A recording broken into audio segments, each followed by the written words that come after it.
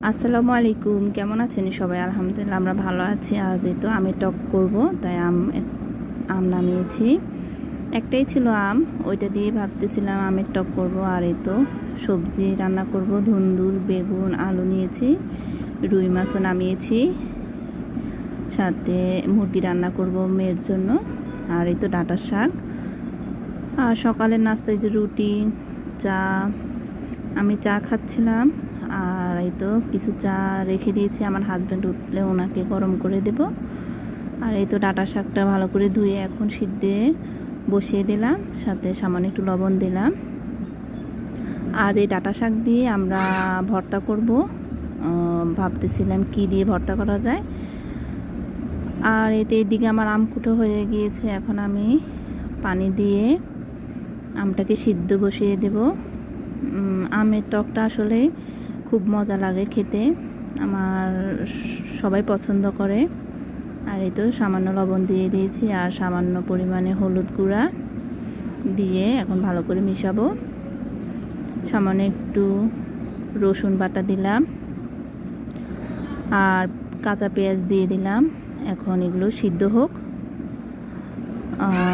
এদিকে আমি ডাঁটার শাকটাকে বলক এসে গিয়েছে, আরও ভালো করে সিদ্ধ হয়ে আসলে এটা দিয়ে আজকে একটা ভর্তা করব। পরে চিন্তা করলাম সরপুঁটি মাছ নামিয়ে মাছের দিয়ে ডাঁটা শাক দিয়ে ভর্তা করব। আর এইদিকে আমার মেয়েকে স্কুল থেকে আনার সময় হয়ে গেছে, আমি তো যাব এখন স্কুলে। আর আমার ছেলে দুষ্টুমি করতেছে, ওকেও নিয়ে যাব। আর রামিসার পরীক্ষা হতেছে প্রথম সাময়িক, তাই 11টার সময় ওদের ছুটি। এদিকে এই যে রামিসার রং নিয়েও খেলা করতেছে। আর আমি নিয়ে এসেছি আমার মেয়েকে। আর এসে রান্নাঘরে ঢুকে গেলাম, দেখতেছিলাম যে আমার এই যে আমের টকের ডালটা সিদ্ধ হয়ে এসেছে আম। এখন একটা ঘুটনা দিয়ে ভালো করে ঘুটে নেব। আমটাকে ভালো করে ঘুটে নিলে খেতে ভালো লাগে। এই তো আমার ঘুটা শেষ, এখন একটু সামান্য চিনি দিয়ে দেব। এটা আপনারা চাইলেও নাও দিতে পারেন। আর এই তো বাগার দিয়ে দেব, রসুন পেঁয়াজ দিয়ে ভালো করে নেড়ে চেড়ে, আর সাথে একটু সামান্য সরিষা দিয়ে দিলাম, ভালো লাগবে খেতে। তো আমি এখন বাগার দিয়ে দিলাম। আমার আমের টকটা হয়ে গিয়েছে। আপনারাও বাসায় এভাবে বানিয়ে খাবেন, দেখবেন অনেক মজা।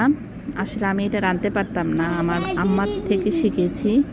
আমার আম্মা এটা খুব সুন্দর করে রান্না করে। আর এদিকে আমি ভর্তার জন্য রসুন, পেঁয়াজ আর কাঁচামরিচ ভালো করে ভেজে নিব। আমার ভালো করে ভাজা হয়ে গিয়েছে। এদিকে আমি মাছ এক পিস নিয়েছি, এই লেঞ্জা দিয়ে আমার এই মাছের টুকরা দিয়ে ভর্তা হবে। তো আমার মাছ ভাজি হয়ে গিয়েছে, নামিয়ে নিলাম। আর এদিকে শাকটাকেও আমি একটু সামান্য তেল দিয়ে ভাজি করে নিব, যাতে খেতে ভালো লাগে। আর এই তো আমার ভর্তার আইটেম হয়ে গিয়েছে।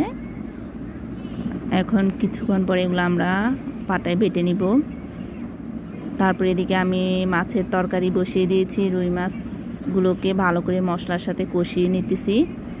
তারপরে এদিকে মুরগি দিয়ে আলু দিয়ে রান্না করব। এখন কুটে নেব, আমার কুটা শেষ, ধোয়া শেষ। এখন আমি কিছু সামান্য পেঁয়াজ আর টমেটো দিয়ে দিলাম। এদিকে আমার মাছগুলো কষতেছিল আর কষানো হয়ে গেছে, এখন মাছ তুলে ফেলবো। আমার মাছগুলো এক এক করে তুলে ফেললাম। এখন সবজিগুলো দিয়ে দিব। এখানে হলো ধুন্দুল, বেগুন, আলু। অবশ্যই এই সবজিগুলো এখন খেতে খুব ভালোই লাগে। এই তো আমি এই সবজিগুলোকে এখন ভালো করে কষিয়ে নিব। আর এদিকে আমি মুরগির সব মশলাগুলো দিয়ে দিয়েছি। মুরগিতে সাধারণত যে সকল মশলা দেয় আপনারাও জানেন, আমিও সব মশলা দিয়ে দিলাম। আর এখন ভালো করে কষুক আমার কষানো।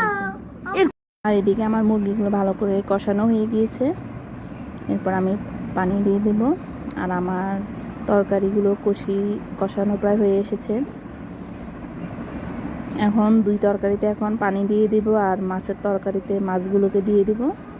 মুরগির তরকারিতে পানি দিয়ে দিলাম। এই পানিতে আমার মুরগি হয়ে যাবে, এটা ফার্মের মুরগি, তাই বেশিক্ষণ সময় লাগে না। আর এদিকেই তো আমার এই ধুন্দুল তরকারিটাও প্রায় কষানো হয়ে গিয়েছে, এখন মাছ দিয়ে দিব। এদিকে আমি ধুন্দুল তরকারিতে কষানো মাছগুলো এখন দিয়ে দিব, তারপরে ঝোল দিয়ে দিলাম। আমার এখন 2 চুলায় 2 তরকারি। এদিকে তরকারি হতে হতে আমি আবার কিছু কাজ করে ফেললাম ঘরের, আমার রুম টুম গুছালাম। তারপরে হাজব্যান্ডকেও নাস্তা দিলাম এদিক দিয়ে। আর এখন একটা টমেটো কেটে দিব তরকারিতে।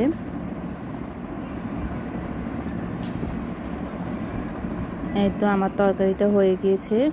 এদিকে আমি আমার বাচ্চাদেরকে আবার গোসল করিয়ে নিয়ে আসলাম, নিজেও গোসল করলাম, নামাজ পড়লাম, ভাত খেতে চলে আসলাম। এই তো আমার আমের টক।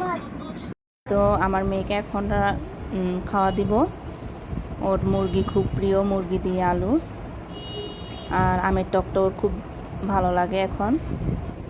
এই তো আমার মেয়েকে খাওয়া দিব, ওর জন্য ভাত বাড়তেছিলাম। আর আমি বলতেছি কি আমের টক দিব তোমাকেও, বলতেছি দাও মা। রামিসারি তরকারি খুব পছন্দ, মুরগি দিয়ে আলু। আর এই তো আমের টক দিলাম। আপনারাও বাসায় বানিয়ে খাবেন এরকম দুপুরবেলায় ভাতের সাথে টক হলে ভালো লাগে। এই তো আমার মেয়ে, আমি বলতেছি তুমি নিজের হাতে খাও। তারপরে আমিও চলে আসলাম, আমার শাশুড়ি খেয়ে ফেলেছে। আমি একটু দেরি হয়ে যায়, এই যে আমি গোসল করে নামাজ পড়ে আমার দেরি হয়ে যায়। আর আমি ভর্তা দিয়ে প্রথমে শুরু করলাম, ভর্তাটা অনেক মজা হয়েছে। আমি আবার একটু ঝাল দিয়ে ভর্তাটা বাটি, আমার শাশুড়ির জন্য কম ঝাল। ডাঁটার শাকের ভর্তা আসলে খুব মজা। এদিকে একটু তরকারিও নিলাম, তরকারিটাও মজা হয়েছে।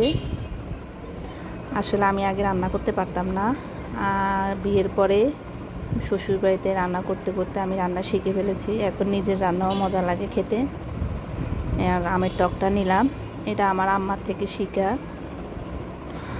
আর এই তো আমি সব মিশিয়ে এখন খেতেছিলাম, ভালোই লাগতেছে। আর আমি বলতেছি হ্যাঁ ভালো হয়েছে। আসলে এখন মার হাতের রান্না তো আর খেতে পারি না, তাই নিজের হাতের রান্নাই এখন। আর এই তো এদিকে বিকালের জন্য আমার ননসে বলতেছে উনি মুরগি দিয়েছে, বলতেছে একটু মুরগির চাপ করো। আর এই তো আমি সরিষা বেটে নিয়েছি, এখন গরম মশলার গুঁড়া দিব, আদা দিলাম, রসুন দিলাম, দিয়ে একটু বেশি করে দিতেছি, মুরগির পরিমাণ বেশি। লবণ দিলাম, লাল মরিচের গুঁড়া দিলাম, এটা হচ্ছে ধনিয়ার গুঁড়া, এটা জিরার গুঁড়া, আর এটা সামান্য বিট লবণ একটু স্বাদের জন্য, আর সরিষার তেল দিলাম। আজকে অন্যভাবে একটু মুরগির চাপটা আমি ম্যারিনেট করলাম। আর এই তো সবগুলো মশলা এখন ভালো করে আমি মিশিয়ে নিব। এটা আমার ননসের জন্য আজকে বিকালের নাস্তা প্লাস রাতের ডিনারও হয়ে যাবে। এখন একটু টক দই দিয়ে দিলাম, এটা আমার নিজের বাসায় আমি নিজে বানিয়েছি। আর এই তো মুরগিগুলোকে আমি পাটা পুঁতে থেতলিয়ে নিয়েছি, এখন এই যে মশলাগুলোর সাথে ভালো করে মিশিয়ে নিব। আর এই তো আমি সবগুলো মুরগি দিয়ে দিচ্ছি, আমি এগুলো পাটা পুঁতে ভালো করেই থেতলিয়ে নিয়েছিলাম। আর এই তো এখন আমি ভালো করে মশলাগুলোকে মিশিয়ে নিব মুরগির সাথে। আর ম্যারিনেটের জন্য আমি রেখে দিলাম। তারপরে এখন দুপুরের ভাত খাওয়ার পরে এই কাজটা করেছিলাম, তো তাই একটু ম্যারিনেট হতে থাকে, দেখে আমি একটু রেস্ট করি, কারণ দুপুরের পরে একটু ভাত ঘুম না দিলে ভালো লাগে না। আর এই তো মুরগিগুলোকে আমি ম্যারিনেটের জন্য রেখে দিলাম ঢাকনা দিয়ে, ভালো করে ম্যারিনেট হোক। আর আমি একটু ভাত ঘুম দিয়ে দিলাম। তারপরে তো আসরের আজান দিয়েছিল 5টার সময়, আমি নামাজ পড়ে একটু বিকালে একটু ছাদে গিয়েছিলাম। আর এই তো আমার ছাদে ক্যাপসিকাম, নয়নতারা ফুল, ড্রাগন গাছ, এগুলো আমিও পরিচর্যা করি, আমার মেয়েও করে। আর এই তো আমার ছোট ছোট ড্রাগন গাছ একটু শাখাই হইতেছে, এগুলোর কোনো ফল ধরা নাই। তারপর চলে আসলাম মুরগির চাপে, আমি এটাকে বেসন দিয়ে কোট করে নিয়েছি। আর এখন এই তো চুলায় বসিয়ে দিলাম, তেলে ফ্রাই করতেছি। আর এই যে দেখুন আমার মুরগির চাপ প্রায় হয়ে এসেছে, এই তো হয়ে গিয়েছে, আমি নামিয়ে নিলাম। তারপর আজকে বাসায় রুটি বানাবো না, দোকান থেকে আমরা নান রুটি নিয়ে এসেছিলাম। এটা বলতে গেলে রাতের ডিনারের মতোই খাওয়া হবে। ভালোই লাগতেছিল, আজকের দিনটা ভালোই কেটেছে।